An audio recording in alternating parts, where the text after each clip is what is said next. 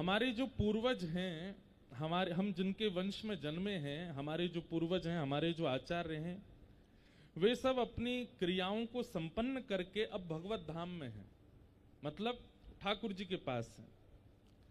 समय समय पर उनकी तिथि आने पर या श्राद्ध पक्षों में जब हम उनको वंदन करते हैं, प्रणाम करते हैं, निवेदन करते हैं और निवेदन करके उनके निमित्त कुछ उत्सव जैसा करते हैं, तो वे हमसे प्रसन्न हो जाते हैं। और हमसे प्रसन्न होकर वो जिनके पास है, मतलब ठाकुर जी के पास, ठाकुर जी से हमारी थोड़ी सी जैक लगा देते हैं, भैया ये देखो हमको बहुत याद करते हैं, हम समय समय पे हमको वंदन करते हैं, और देखो आज ब्राह्मण भोज करा रहे हैं, आज कथा सुनने जा रहे हैं, आज मंदिर में उत्सव कर रहे हैं, आप थोड़ी इन पर कृपा दृष्टि बनाए रखना।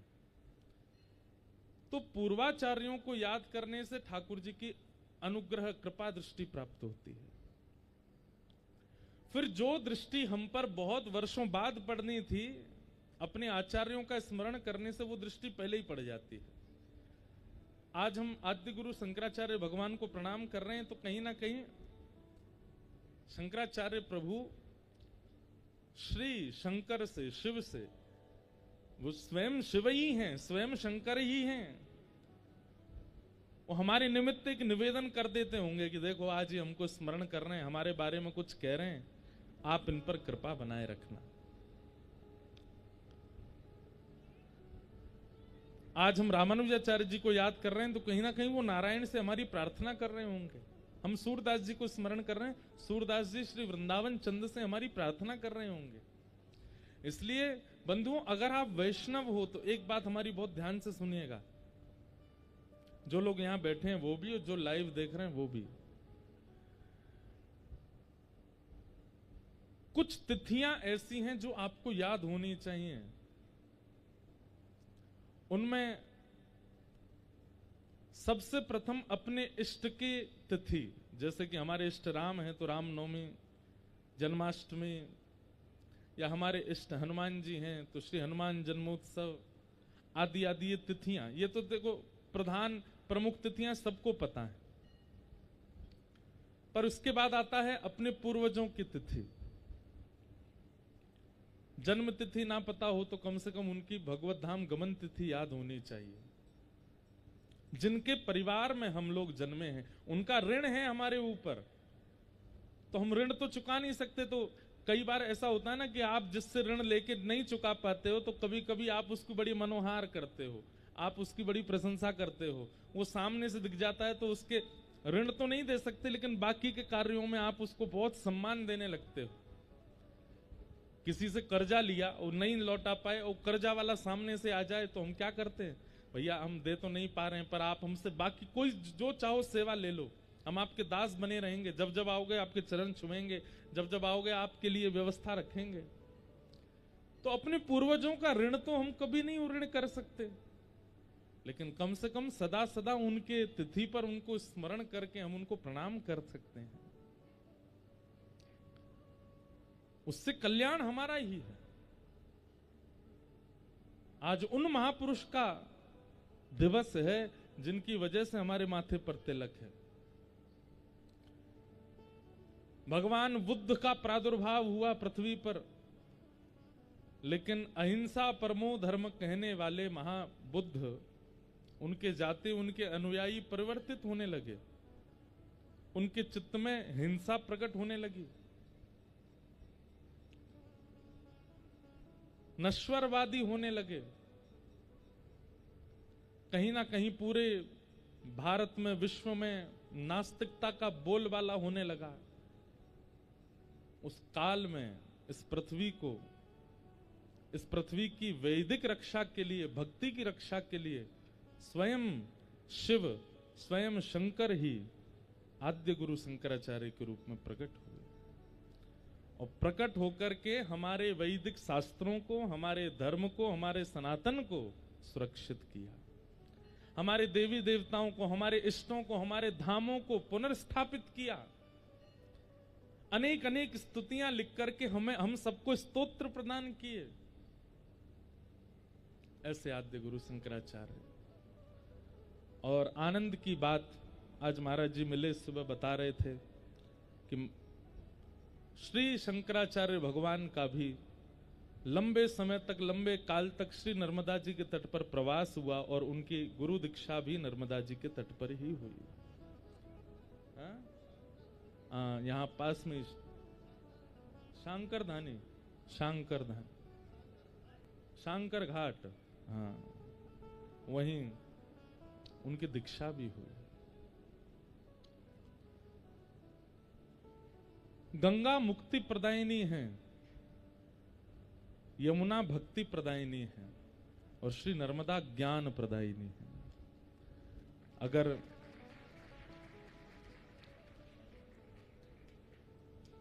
आप सब तो रहते ही हो जबलपुर में, यहां पर इतनी सुंदर श्री नर्मदा जी बैठती हैं।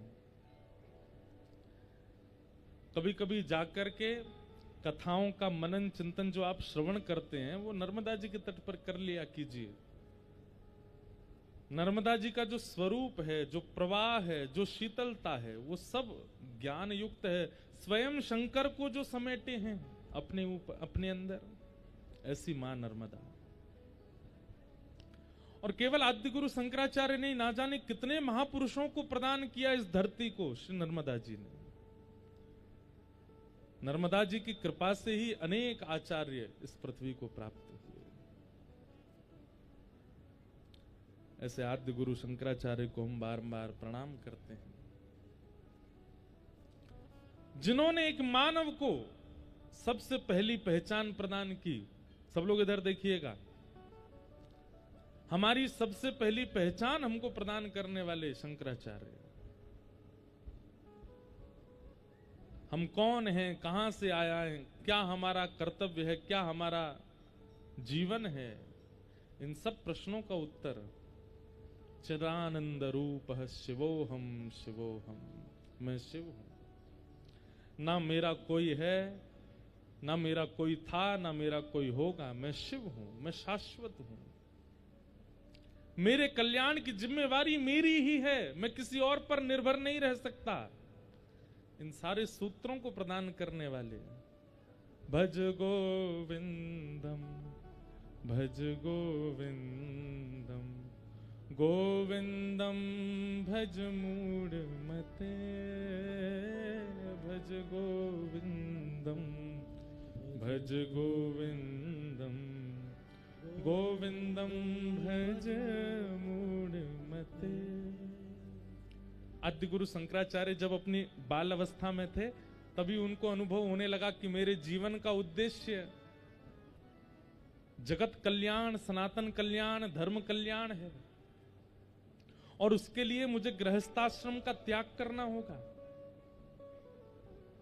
तब अपनी मां के चरणों में निवेदन करते हुए कहते हैं कि मां, मुझे आज्ञा दें। मैं समझ चुका हूं अपने जीवन के उद्देश्य को कि मैं गृहस्थाश्रम में नहीं रह सकता, मुझे संन्यास ग्रहण करना पड़ेगा, लेकिन आपकी आज्ञा के बिना नहीं जाऊंगा। आप आज्ञा करेंगी तो ही मैं ग्रहण करूंगा। कोई मां अपने पुत्र को कैसे कह सकती है कि तुम संन्यास ले लो? हम भी अपनी मां के इकलौते हैं। हम इतनी कथाएं करने जाते हैं, महीना 2-2 महीना बाहर रहते हैं, हमारी मां खुद व्याकुल रहती है। एक मां का ममत्व, उसके आगे ज्ञान भी नतमस्तक होता है। मां के ममत्व के आगे परमात्मा भी नतमस्तक होता है। मां के ममत्व के आगे कभी कभी तीनों लोक नतमस्तक हो जाते हैं।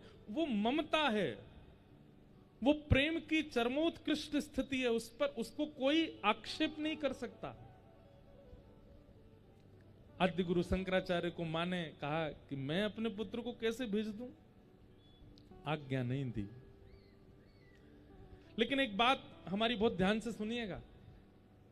कई बालक आते हैं हमारे पास, वो हमसे कहते हैं हमारे माता पिता कथा में नहीं आने देते, हमारे माता पिता हमको वृंदावन नहीं जाने देते, हमारे माता पिता ऐसा कहते हैं, ऐसा कहते हैं। हमको एक बात समझ आती है आदि गुरु शंकराचार्य जी की कथा से, अगर आपका उद्देश्य शुद्ध होगा, अगर आपकी स्थिति शुद्ध है, अगर आपका विचार शुद्ध है अपनी कर्तव्य के प्रति, तो पूरी प्रकृति लग जाएगी आपको वह स्थिति दिलाने में, भले ही माता पिता आज्ञा ना दे रहे हों।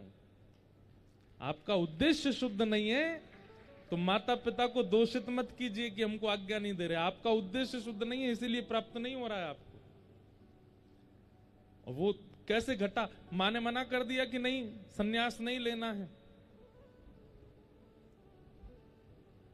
तो ठीक है मां, जैसी आपकी आज्ञा। दोबारा जिद नहीं की मां से। एक दिन मां के साथ स्नान करने के लिए नदी में गए तो एक मगरमच्छ आया और आकर के बालक शंकराचार्य के पैर पकड़ लिया और पकड़ करके भीतर ले जाने लगा। तो उन्होंने एक बार घोष किया, मां बचाओ। अब तो मां ने प्रयास किया, लोगों को बुलाने लगी, जल्दी आओ, बचाओ बचाओ बचाओ। तब बीच नदी में डूबते डूबते शंकराचार्य भगवान अपनी मां से कह रहे हैं, मां मुझे कोई नहीं बचा पाएगा, केवल एक तरीका है। बोले क्या? मुझे आज्ञा दे दो कि मैं सन्यास ग्रहण कर लूं। आप अभी आज्ञा दे दीजिए। कोई अपने बालक को डूबता कैसे देखे? मां ने कहा, तू जैसे चाहे वैसे रहना, तू चाहे तो सन्यास ले लेना, लेकिन तू वापस बाहर आ जा।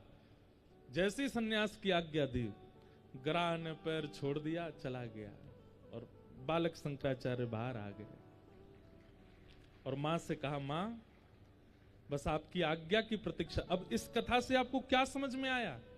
आपका उद्देश्य यदि पवित्र है, आपकी विचारधारा यदि पवित्र है, आपकी मनोबुद्धि यदि किसी कार्य के प्रति पूर्ण समर्पित है, तो माता पिता पत्नी इनकी आज्ञा ना भी मिले तो प्रकृति ऐसी योजना बनाएगी कि आपका वह कार्य हो, कैसे भी हो। श्रीमद वल्लभाचार्य जी महाराज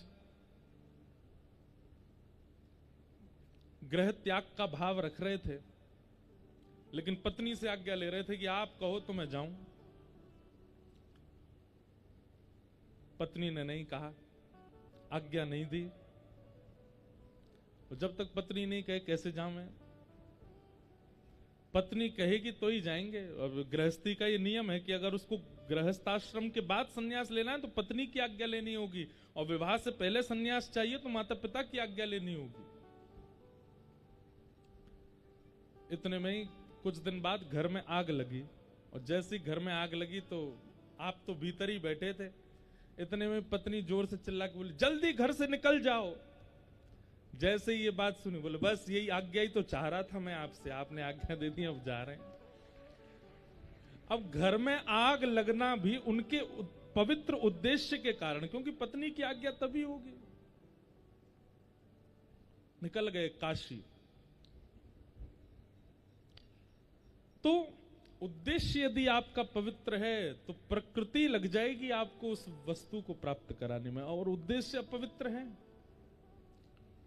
तो कई बार वस्तु मिलने पर भी आपका सर्वनाश कर देगी। जैसे रावण चाहता था कि मैं दिग्विजय करूं, क्या ज्ञान नहीं था, क्या संस्कृत नहीं बोलता था, क्या स्तुतियां नहीं बनाता था। स्वयं महादेव जाते थे लंका उसके पास, और वहीं बैठ करके अपना अभिषेक कराते थे, नवीन नवीन रचनाएं बना करके महादेव के चरणों में अर्पित करता था। लेकिन सब कुछ होते हुए भी उद्देश्य उसका पवित्र नहीं था। मिली तो सब वस्तु जो जो वो चाहता था, लेकिन उसका परिणाम आज तक भोग रहा है रावण। आज तक जलाया जाता उसके स्वरूप को।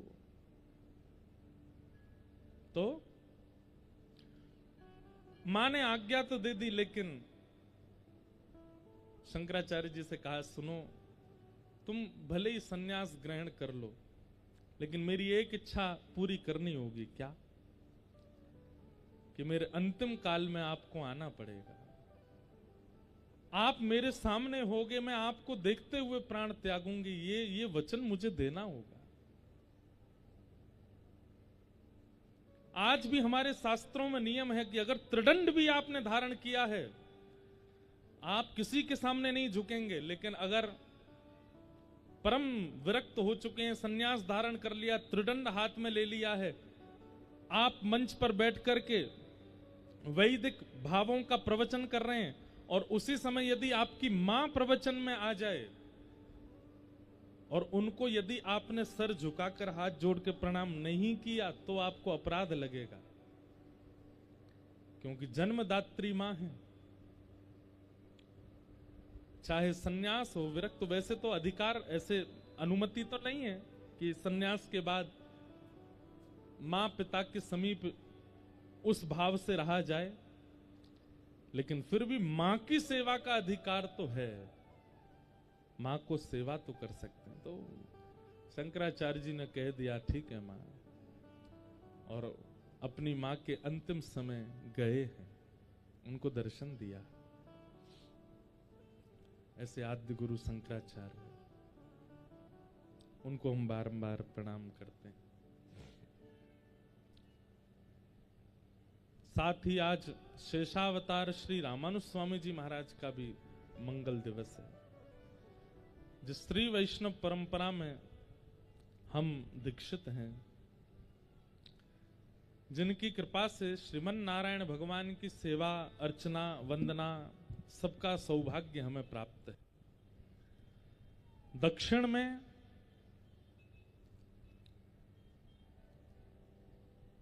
चार संबंध हैं भगवान नारायण के रामानुजाचार्य जी से, पिता, पुत्र, गुरु और शिष्य। रामानुजाचार्य जी को ठाकुर जी गुरु भाव से भी देखते हैं, शिष्य भाव से भी देखते हैं, पिता भाव से भी देखते हैं, पुत्र भाव से भी देखते हैं। श्री तिरुपति बालाजी नाम सुना सबने। श्री तिरुपति बालाजी के जो ठाकुर जी हैं, वो रामानुजाचार्य जी को अपना गुरु मानते हैं। ठाकुर जी गुरु मानते हैं रामानुजाचार्य जी को।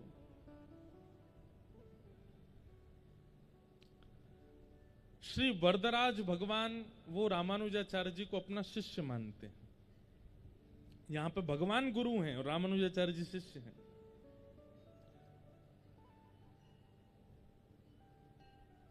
श्री रंगनाथ भगवान, वे रामानुजाचार्य जी को अपना पुत्र मानते हैं। स्वयं पिता हैं भगवान और रामानुजाचार्य जी वहां पुत्र हैं। और संपत कुमार भगवान, बेंगलोर के पास में एक स्थान है, वो ठाकुर जी रामानुजाचार्य जी को अपना पिता मानते हैं, स्वयं उनके पुत्र हैं। ठाकुर के तोहे मोहे नाते अनेक मानिए जो भावे, अनेक नाते हैं ठाकुर जी के रामानुजाचार्य जी से। ऐसे शेषावतार श्री रामानुज स्वामी जी को हम बारंबार प्रणाम करते हैं, वंदन करते हैं।